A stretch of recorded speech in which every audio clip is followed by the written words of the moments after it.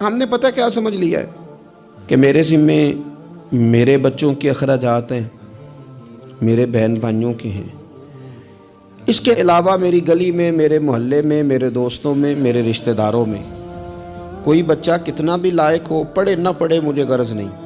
School جائے نہ جائے مجھے غرض نہیں، کوئی اس کا کسی قسم کا بھی مستقبل بنے نہ بنے مجھے کیا لگے۔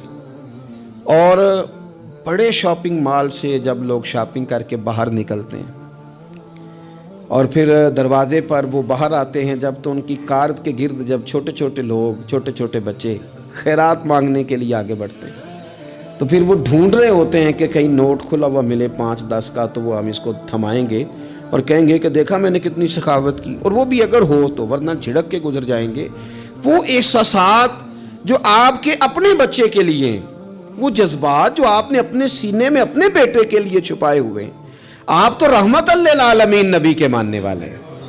آپ کس طرح ایک دائرے میں اپنے آپ کو بند کر کے بیٹھ گئے اور دوسروں کے بارے میں آپ نے وہ بات کی نہیں، وہ ذوق پیدا ہی نہیں کیا۔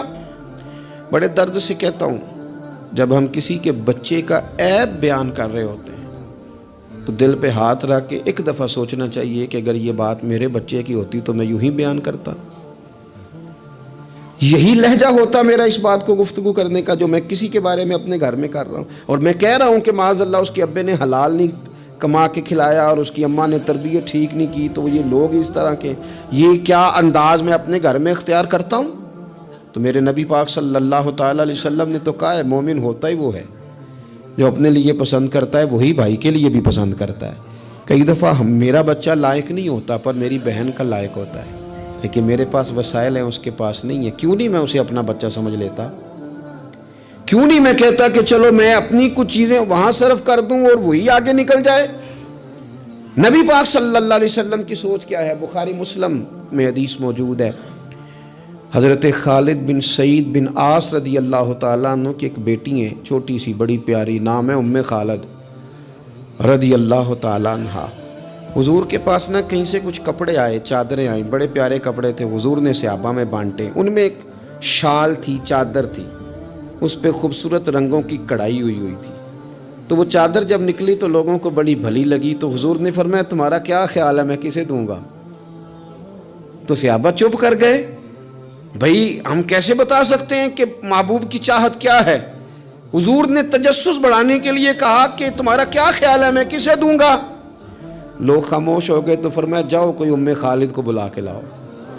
ان کے نہ والد وہاں موجود تھے، نہ چچا موجود تھے، نہ خاندان کا کوئی لوگ موجود تھا، فرمایا اس بچی کو بلا کے لاؤ۔ بچی بڑی پیاری تھی، اکثر آتی تھی تو حضور کی پشت پر نہ مہر نبوت تھی، تو اس کے ساتھ کھیلتی تھیں، تو ان کے والد منع کرتے تھے یہ کیا کرتی ہو؟ تو حضور فرماتے تھے آپ چپ کریں، بچی جو کرتی ہے اسے کرنے دیں، اسے بلا کے لاؤ اس بچی کو۔ ان کے والد کو لوگوں نے جا کے کہا تیری بیٹی کو حضور یاد کر رہے ہیں، تو اپنی بیٹی کو گود میں اٹھا کے حضور کے پاس لائے۔ حضور وہ چادر گھر بھی بھیج سکتے تھے، پر حضور نے نا وہ بچی کو چادر اڑائی اور کہا ہاذا ثنا یا ام خالد ہاذا ثنا، کہا ام خالد دیکھو پیاری کتنی لگ رہی ہے بیٹا، اور تجھ پر جچ بھی کتنی رہی ہے، سونی کتنی لگ رہی ہے، اور تمہیں پیاری بڑی لگ رہی ہے۔ حضور نے وہ تحفہ دیا، پھر ایک موقع پر ایک اور تحفہ حضرت ام خالد کو دیا، اور وہ تحفہ دے کے حضور فرمانے لگے بیٹا اسے پہننا اور پھر پہننا اور پھر پہننا اور بار بار پہننا، اللہ تمہیں لمبی عمر دے، اسے پہن کے پرانا کرنا۔ حضرت ام خالد صحابیات میں سب سے بعد میں ان کا انتقال ہوا ہے، 90 سال کے قریب عمر ہو گئی تھی، پر کہتی تھی میں نے مدینے والے کا تحفہ آج بھی سنبھال کے رکھا ہوا ہے، کیونکہ حضور صلی اللہ علیہ وسلم کے جذبات اگر حضرت حسنین کے لیے ہیں، اگر اپنے عظیم عالی شان عظمتوں شانوں والے نواسوں کے لیے ہیں، تو حضور صحابہ سے پیار نہیں کرتے تھے، صحابہ کی اولادوں سے بھی پیار کرتے تھے۔